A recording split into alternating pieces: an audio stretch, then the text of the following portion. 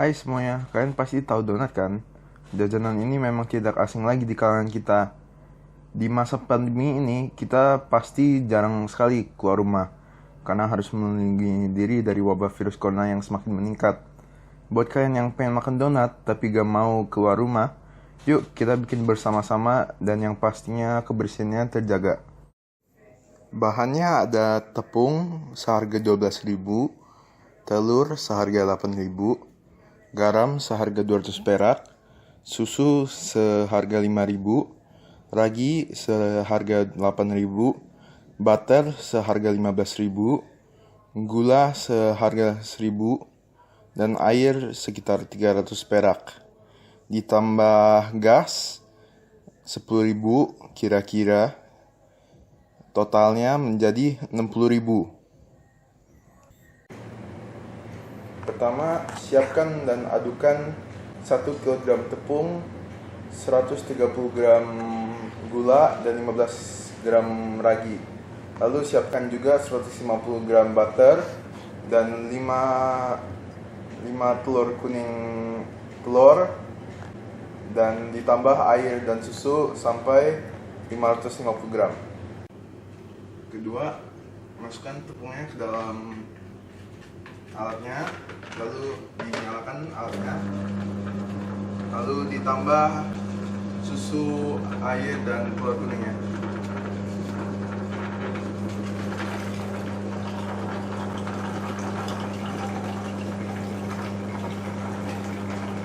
Lalu satukan.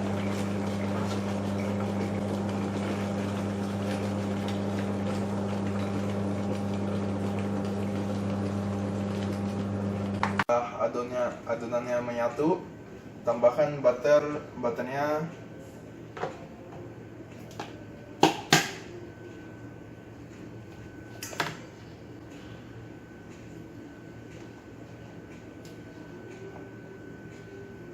dan dimix kembali.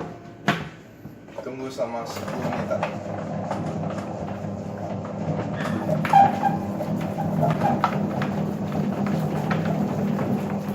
Setelah berbentuk seperti ini, tutuplah dengan plastik wrapper dan biarkan biar mengembang.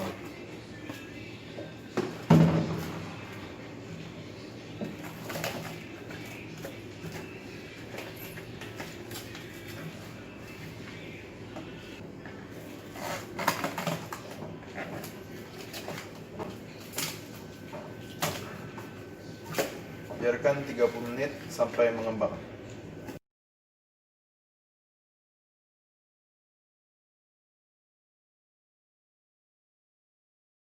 Setelah mengembang, ini kita potong-potong, terus kita ukur beratnya 50 gram, lalu kita bulatkan.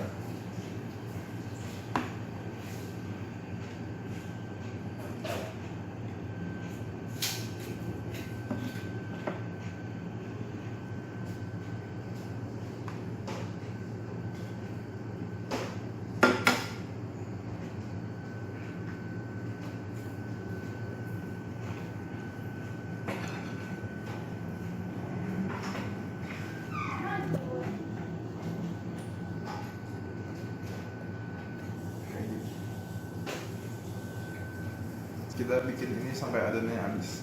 Pas adonannya semuanya sudah menjadi bulat-bulat gini, kita tutup dengan kain dan biarkan mengembang selama 30 menit lagi.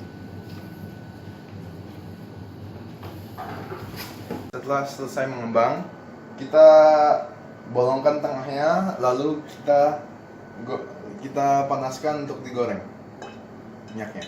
Setelah minyaknya panas, kita masukkan adonannya dan kita goreng sebentar sampai begini. Karena kami membuat banyak, perhitungan kita jika benar akan dijual satuan sebesar 3.000, dan kalau paketan 17.000. Dalam masa pandemi seperti sekarang ini, kita jadi jarang keluar rumah. Semua kita lakukan di rumah.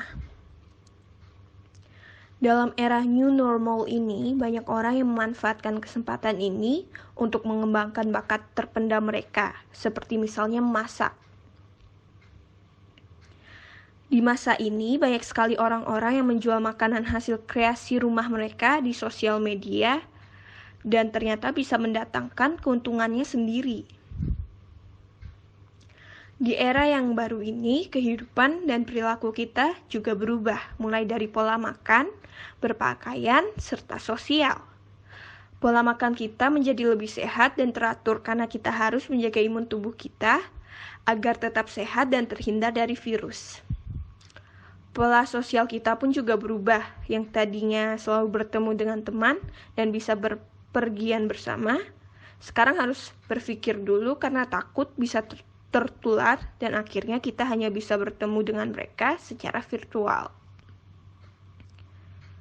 Perilaku juga berubah, bisa saja kita yang di rumah menjadi rajin, atau bisa saja semakin malas, tergantung dengan orangnya. Bosan sudah pasti, karena hampir setahun kita seperti ini. Rasa rindu dengan teman pasti ada. Bisa saja karena di rumah kita menjadi semakin pendiam. Untuk melakukan kegiatan itu, manusia harus mendapatkan asupan makanan yang sehat dan bergizi, agar tetap sehat dan dapat bekerja secara maksimal. Selain fitonutrien, karbohidrat, serat dan lemak, protein juga tak kalah pentingnya. Fungsinya sangat penting untuk membantu proses pembentukan sel-sel tubuh, serta pemeliharaan jaringan tubuh. Selain itu juga sebagai sumber energi, menjaga sistem imun tubuh, pembentukan enzim dan hormon, serta banyak manfaat lainnya. Komposisi makan itu juga sangat penting, baik pagi, siang, atau malam. Usahakan di makanan kalian itu harus ada karbohidrat, serat, lemak, dan protein. Bioteknologi adalah terapan biologi yang melibatkan disiplin ilmu, mikrobiologi, biokimia, genetika, dan biologi molekuler. Definisi bioteknologi secara klasik atau konvensional adalah teknologi yang memanfaatkan agen hayati atau bagian-bagiannya untuk menghasilkan barang atau jasa dalam skala industri untuk memenuhi kebutuhan manusia. Dikembangkan untuk meningkatkan nilai bahan mentah dengan memanfaatkan kemampuan mikroorganisme dan bagian-bagiannya misalnya seperti bakteri atau jamur. Pada pembuatan donat, ini melibatkan suatu organisme patogen seperti mikroorganisme.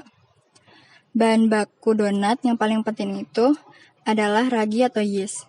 Ragi adalah mikroorganisme hidup yang berkembang biak dengan cara memakan gula. Fungsi utama ragi dalam pembuatan donat ini adalah mengembangkan adonan. Pengembangan adonan terjadi karena ragi menghasilkan gas karbon dioksida atau CO2 selama fermentasi. Gas ini kemudian terperangkap dalam jaringan gluten yang menyebabkan donat bisa mengembang. Pembuatan donat melibatkan proses fermentasi oleh mikroorganisme Saccharomyces cerevisiae. Ragi atau yeast sendiri sebetulnya adalah mikroorganisme suatu makhluk hidup yang berukuran kecil dan biasanya dari jenis Saccharomyces cerevisiae. Pada kondisi air yang cukup dan adanya makanan bagi ragi atau yeast, yaitu gula, maka yeast akan tumbuh dengan mengubah gula menjadi gas karbon dioksida dan senyawa beraroma. Gas karbon dioksida yang terbentuk kemudian ditahan oleh adonan sehingga adonan menjadi mengembang. Hidup sehat di masa pandemi ini benar-benar penting bagi kita, agar imun tubuh tetap kuat dan tidak gampang terserang penyakit. Makanlah makanan-makanan bergizi, melakukan aktivitas fisik atau olahraga secara rutin, istirahat yang cukup, jangan memikirkan hal-hal negatif, jaga kebersihan, pakai masker jika kalian akan keluar rumah dan bawa hand sanitizer jika sekelilingmu tidak ada tempat untuk cuci tangan. Di masa pandemi COVID-19 ini memang membuat kehidupan kita berbalik. Hal-hal yang biasa kita lakukan sekarang harus berubah. Makanlah makanan yang bergizi, karena tubuhmu adalah tubuhmu sendiri dan harus menjaganya sendiri. Patuhilah protokol kesehatan apabila kalian berada di luar rumah, dan juga jangan lupakan protokol kesehatan saat kalian berada di dalam rumah. Untuk kalian yang merasa dirugikan oleh pandemi ini karena kalian tidak dapat bekerja dan mencari uang, kalian bisa mencoba atau belajar mengembangkan kemampuan-kemampuan kalian seperti memasak. Dan makanan hasil olahanmu itu bisa kalian jual. Siapa tahu menjadi berkat. Sekian dari kami, terima kasih.